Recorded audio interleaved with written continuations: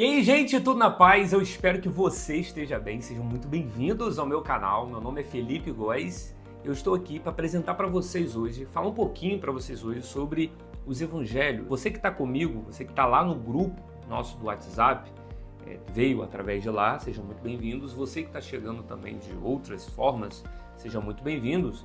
E convido você a entrar no nosso grupo de WhatsApp, porque esse ano nós vamos ler novamente a Bíblia inteira em um ano. Então, você que é cristão, não leu a Bíblia, nunca leu a Bíblia, tem alguma coisa de errado. Não é possível um cristão hoje em dia não conseguir ler a Bíblia inteira, não ter lido a Bíblia inteira. Então eu convido você a iniciar esse projeto junto com a gente e a gente vai estudando um pouco dos livros, um pouco dos capítulos e assim que possível a gente vai vindo aqui e vai passando para você algumas informações importantes. Nós iniciamos a leitura no Novo Testamento, né? Nos livros ali dos Evangelhos, né?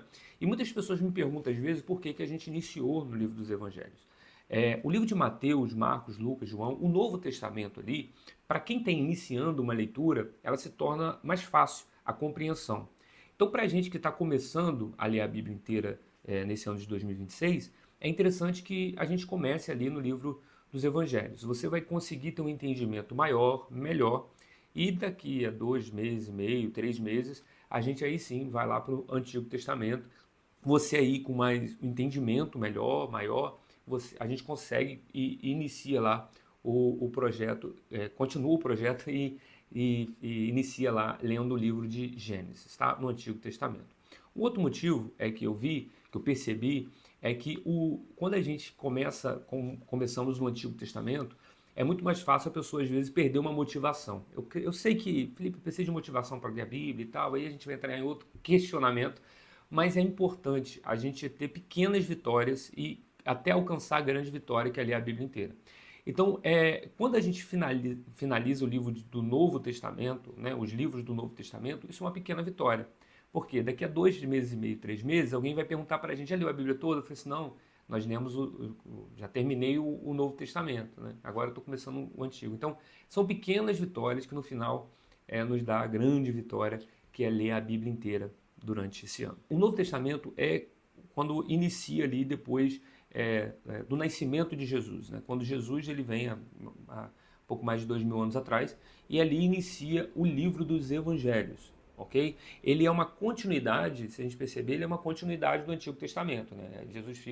Deus ali, perdão, fica 400 anos em silêncio, né? Aquele período que Deus não fala nada. Algumas Bíblias, principalmente as Bíblias antigas, né? Ele tinha, entre o Antigo Testamento e o Novo Testamento, ele tinha uma página em branco. Hoje não vejo isso mais nas Bíblias atuais, mas antigamente, nas Bíblias antigas e tal, tinha uma página em branco. Se você puder, observe na sua Bíblia se ela tem essa página em branco. E ela corresponde isso mesmo, a esse tempo, né? esse tempo em que Deus não falava nada, né? Deus não falou nada durante esse período de 400 anos e não falava no templo, não usava sacerdote, nada acontecia, Deus simplesmente estava em silêncio.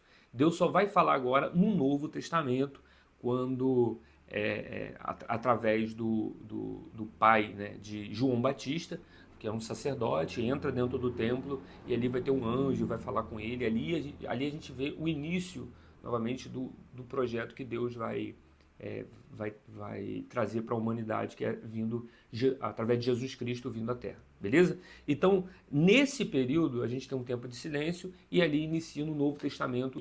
Os 4 evangelhos, né, ali, ele foram escritos, obviamente, por escritores diferentes, né? Cada um recebeu o nome do seu livro, são escritores diferentes, e eles foram enviados para povos diferentes e eles apresentam Jesus de uma maneira diferente, tá? Então vamos falar desse povos diferentes mais lá para frente em outro vídeo, mas a primeira coisa que eu quero que você entenda é o seguinte, que cada evangelho vai apresentar Jesus de alguma maneira, certo? Então, cada evangelho que Mateus, Marcos, Lucas e João, eles vão apresentar, eles vão mostrar, a preocupação deles é mostrar Jesus de alguma forma. Então, por exemplo, o livro de Mateus, a gente vai ter ali, eu falei muito isso no grupo lá, no nosso grupo do WhatsApp, que é da leitura bíblica. Se você não é do grupo ainda, entre no nosso grupo, vá lá no meu Instagram, o Felipe Góes, lá vai estar o link, você vai ir direto no nosso grupo, e a gente vai estar lá, beleza? Genealogia, ela é importante ela é muito importante para que a gente possa compreender algumas coisas no livro. Por exemplo, o livro de Mateus, ele vai apresentar Jesus como rei. E como que a gente observa isso? Um dos fatores é pela genealogia. A genealogia apresentada por Mateus, ele vai começar em Abraão, vai por Davi e ele finaliza com José, que é o pai de Jesus. Quero ressaltar aqui que esse José, pai de Jesus, não é o mesmo José que do Antigo Testamento, aquele José que foi para o Egito. Não é aquele José, beleza? Esse José aqui é o outro José, que é o pai de Jesus, certo? Então, se você observar a genealogia de Jesus, ele começa, no livro de Mateus, ele começa com Abraão, vai por Davi e finaliza com José. Por quê? A preocupação de Mateus é apresentar Jesus como rei, ou seja, ele veio de uma linhagem de rei. Ele veio através de uma linhagem onde tinha um rei. Então essa é a preocupação e os judeus, enfim, eles valorizam muito a genealogia. Então se eu logo de cara, no início do livro, eu apresento, olha, eu quero apresentar uma pessoa e eu apresento a genealogia dele vindo de uma linhagem de rei, eu tô dizendo para ele, olha, essa pessoa é importante. Essa pessoa é rei. Então, beleza? Então, Mateus, ele vai ficar preocupado em apresentar Jesus como rei. Já o livro de Marcos, que nós vamos começar aí agora, amanhã, o livro de Marcos, a preocupação dele é apresentar Jesus não agora como rei, mas a preocupação dele é apresentar Jesus como servo, humilde, como uma pessoa que veio para servir a humanidade. E se ele é servo, ele não precisa de genealogia. Se ele é servo, ele não precisa de genealogia. Então o livro de Marcos ele não vai ter genealogia, porque ele é servo. E você vai ver Marcos apresentar Jesus como servo, uma pessoa humilde. O livro de Lucas, ele vai apresentar Jesus como o filho do homem.